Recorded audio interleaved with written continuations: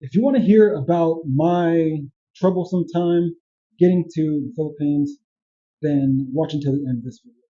Hello and welcome again to my channel. Guys, I am in a new room and I feel wonderful. Like my morale has boosted up like 350 points.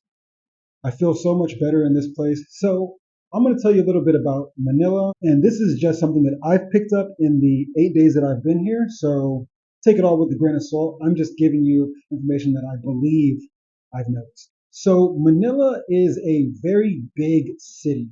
It's the capital of the Philippines, I believe, if I'm not mistaken. But the point is that it's very, very big. So when someone asks you, where are you staying in the Philippines? And you say Manila, they're going to ask you to be more specific. So basically, the way you should look at it if you're coming from the United States is that Manila is like a state, and there are small cities all around the state.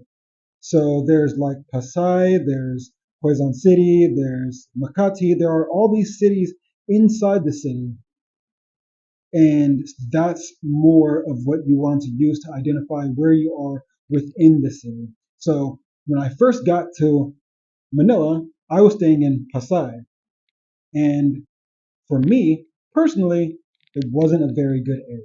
Now, if you do plan on coming to the Philippines and you do end up in Manila, which you will probably hear you shouldn't, but if you do, I would say look into these smaller cities inside the city to have a better understanding of where you want to be, because each of these areas have their own personality. Unfortunately, Pasay, or the area that I was staying in, Pasay, was very, I don't know how to explain it, dilapidated. It was very impoverished. It was very hard for me to be there, in the sense of, it's not like in a I don't want to look at poor people kind of thing. It was more or less, I feel bad, right? Especially as a YouTuber where I want to walk around with my camera out.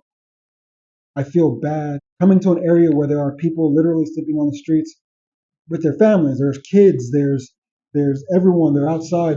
It's very hard to deal with. So coming out with my phone like la di da di da just feels weird. And once again, that might be me looking too far into it. I'm sure I'd be able to get used to it if I were to put a little bit more effort into making it a thing. But I pretty much kept my phone away anytime I was inside these areas. But now, today, I've moved. I'm in Makati now, and I feel a lot better. My room is a lot bigger. It's a lot nicer. I did not show the last room, but if you can see my bed right there, that bed to where I'm standing right about here was the entirety of my room. This was the room that I was staying in before. But now I have a chair, I have some floor space, I can walk. There's a bathroom. I feel really good about it. I It's like a hotel. I paid here for 13 days. It cost me, I believe, $200, which is a lot. But here, especially when you're looking for a hotel, there's a lot of hostels and a lot of joint living where you can like be in a bunk bed or in a room that's like your bed separated by a curtain next to another person's bed, and you share a restroom. And I didn't want to do any of that, so I paid a little bit extra and I got my own room in this hotel. 13 days from now, I should be flying to Malaysia. So if you want to support the channel, don't forget to like, comment, definitely subscribe. We are very close to 1,000 subscribers. We're only about 140 subscribers away. Also, hope you watch these videos all the way to the end because I need the watch time. Do it, keep watching.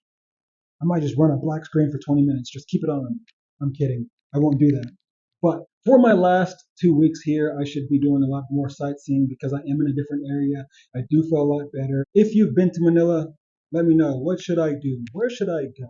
But anyways, guys, I'm going to really quick talk about some of the things that happened to me leaving Thailand, coming to the Philippines. So basically, when I left Thailand, when I was in Thailand, let's go back. When I was in Thailand, I had paid for a room for an entire month.